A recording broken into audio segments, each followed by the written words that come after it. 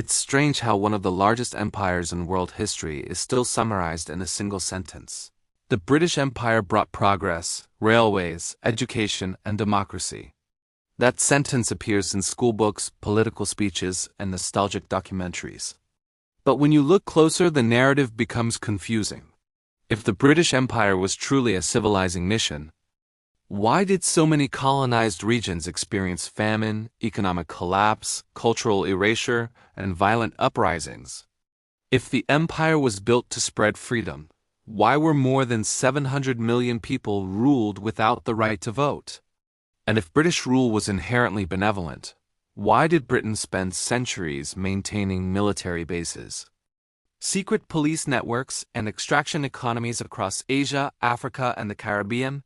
Even British leaders seemed unsure. Winston Churchill once described the empire as a great and noble dominion, while historian Lord Acton warned that empire inevitably meant despotism abroad. The contradiction feels unresolved. Was the British Empire a gift to the world? Or was it simply the most sophisticated resource extraction system ever designed? In this video, we will explore that complexity, the shining claims, the uncomfortable evidence, and the hidden motivations that rarely appear in mainstream history. To understand the debate, we must go back to the 17th and 18th centuries, when Britain was not yet a global superpower but a small island competing with Spain, Portugal, France, and the Netherlands for trade, territory, and influence. The empire did not begin with a noble mission. It began with merchant companies. The most powerful example was the British East India Company, a private corporation with shareholders, a standing army, and authority to mint currency, negotiate treaties, and wage war. Its goal was not to civilize anyone, it was profit. Company directors openly discussed maximizing revenue, imposing monopolies, and eliminating European rivals. In 1772, politician Edmund Burke criticized the company, calling it a state in the disguise of a merchant, warning that its methods were rapacity, cruelty, and oppression. Yet in the 19th century, as the empire expanded, a new narrative began forming, that British rule was not just strategic or economic but moral. British politicians, missionaries, and intellectuals argued that their empire was improving the world. Newspapers and speeches framed colonization as a duty. This idea was famously expressed in 1899, when writer Rudyard Kipling urged Britain to take up the white man's burden, a phrase suggesting that ruling non-European peoples was a charitable responsibility. Supporters of the empire pointed to railways, telegraphs, English-language education, parliamentary systems, and legal reforms as evidence of progress. These became the pillars of the civilizing mission argument. And indeed, the infrastructure exists. India still uses rail networks built during British rule.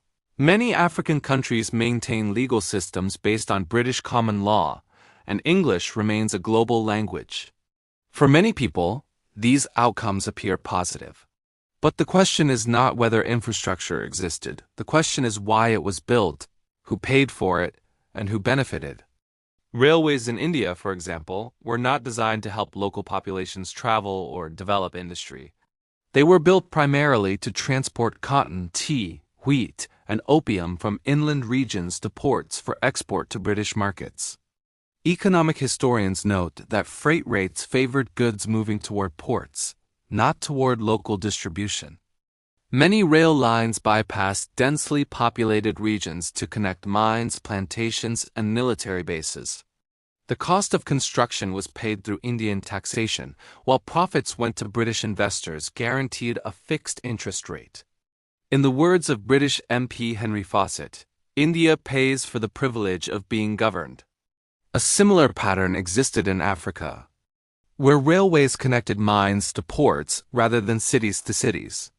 The motive was extraction: gold from South Africa, copper from Zambia, rubber from Malaya, sugar from the Caribbean.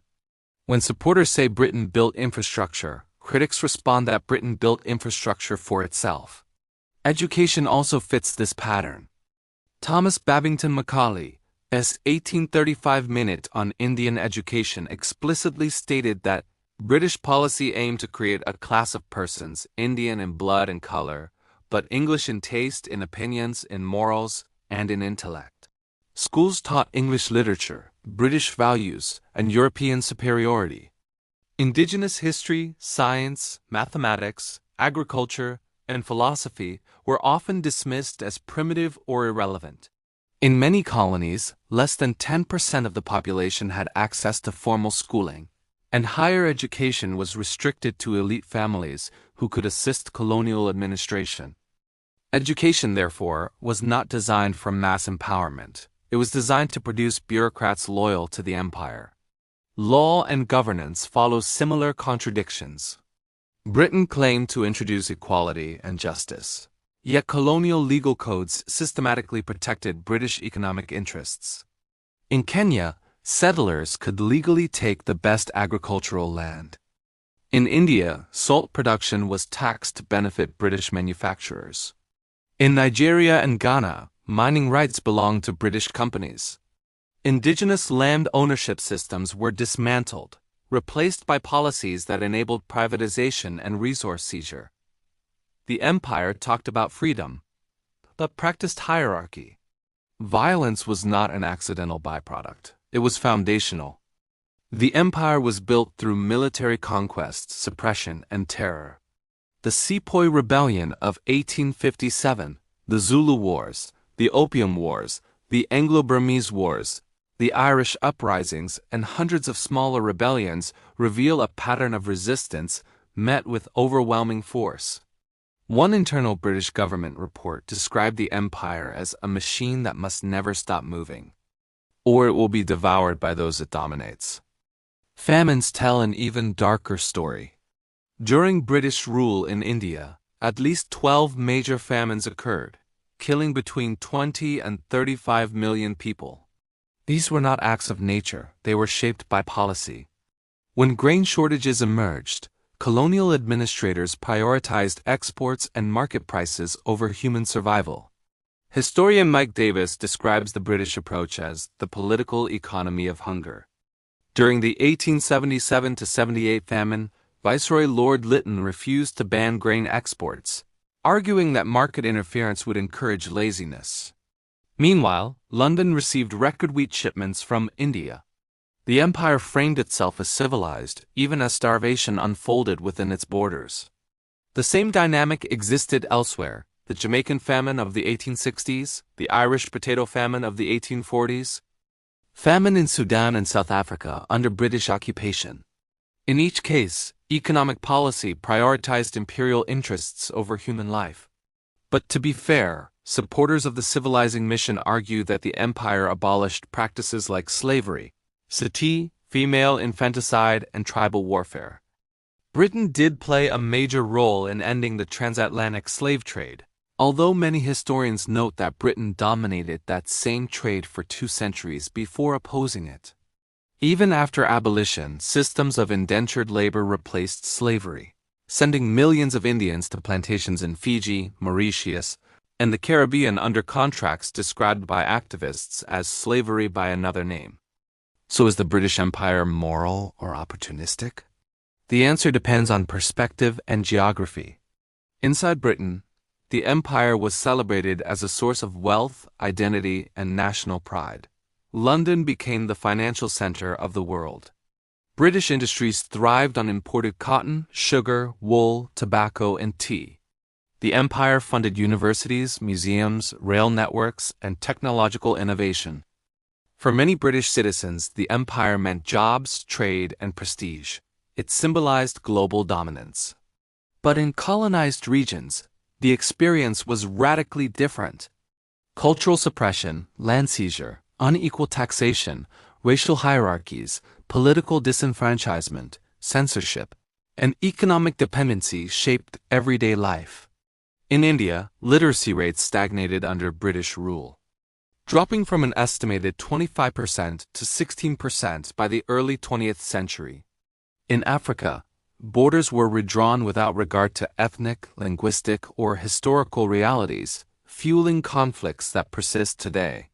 In Australia and North America, indigenous populations suffered genocide, displacement, and forced assimilation.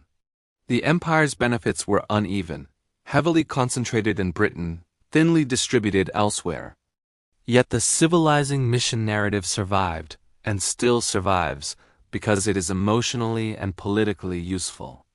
It allows Britain to view its past with pride rather than guilt. It reassures former colonies that their suffering was meaningful, even necessary. It reframes exploitation as progress. And, importantly, it simplifies history into a comforting story. Europeans brought civilization to the world. But the evidence suggests something more complicated, that the empire helped modernize infrastructure while simultaneously preventing independent economic development. It introduced Western education while erasing indigenous knowledge. It built railroads and telegraphs, but mainly to extract wealth. It promoted democracy at home while denying political rights abroad. It preached freedom but maintained domination. Still, the empire did not survive through violence alone. It survived through persuasion, through the belief that Britain represented stability, order, and advancement. Many local elites cooperated with colonial administrators, entering political alliances that preserved their own status. Some individuals benefited from English education, trade opportunities, and bureaucratic positions.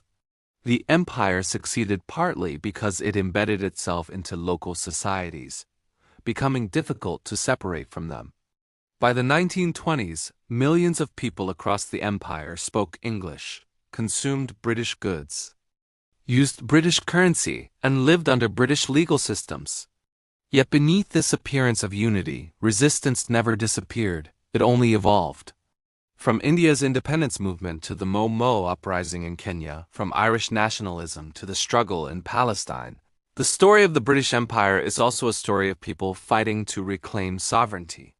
But as the 20th century rolled in, the empire's old justifications began to erode. Anti-colonial thinkers from Dadabhai Naoroji in India to Jomo Kenyatta in Kenya challenged the narrative of benevolent British stewardship. Naoroji's famous drain theory argued that India did not merely fail to gain wealth from British rule, it actively lost it. The salaries of colonial officers, corporate profits, military spending, pensions of British officials, and raw materials taken for British factories all flowed out of India year after year, with hardly anything returning. In his estimation, India was not impoverished by accident, but by economic design. And he wasn't alone. Across the empire, intellectuals, workers, writers, and farmers began to see a pattern. Roads were built to extract resources. Schools were designed to produce clerks. Courts protected company interests. And armies existed to maintain order, not protect locals. The so-called civilizing mission felt less like a gift and more like a business model. Yet, even today, defenders of the empire argue something else entirely. They claim that without British rule, many regions would have remained fragmented, technologically stagnant, or trapped in endless conflict. They argue that the British brought the rule of law, individual property rights, abolition of slavery, modern education, English language connectivity, and representative government tools that eventually enabled independence movements to organize and nations to build themselves. But this argument, critics respond, assumes that no society could modernize without foreign domination. Japan industrialized without European conquest. Thailand modernized without colonization. Ethiopia resisted European imperial rule and remained sovereign. Cultures evolve, technologies spread, and political reform happens everywhere, not just where an empire claims credit. So the real question becomes, did Britain spread progress, or did it merely arrive wherever progress was beginning and take ownership of it? To understand this, one must examine the structure of empire itself. British rule was never democratic. Colonized people did not vote for their rulers, did not shape policy, did not control taxes, land, policing, development, trade, education, or foreign relations. Even the most loyal, well-educated colonial subjects were denied positions of authority because imperial ideology required hierarchy, Britain on top, everyone else beneath. The architecture of empire demanded inequality. Without it, there was no empire. And this inequality manifested in darker ways: forced labor in southern Africa, racial segregation in Kenya, concentration camps during the Boer War, the Opium Wars against China, indentured Indian labor across British plantations, the suppression of Mo rebels, massacres in Amritsar, scorched earth tactics in Ireland, the partition of India, famine caused or worsened by colonial policy, destruction of indigenous governance systems, and relentless cultural erasure. None of these were accidents. They were tools of administration. And yet, the myth of the good empire persisted largely because the empire controlled the storytelling.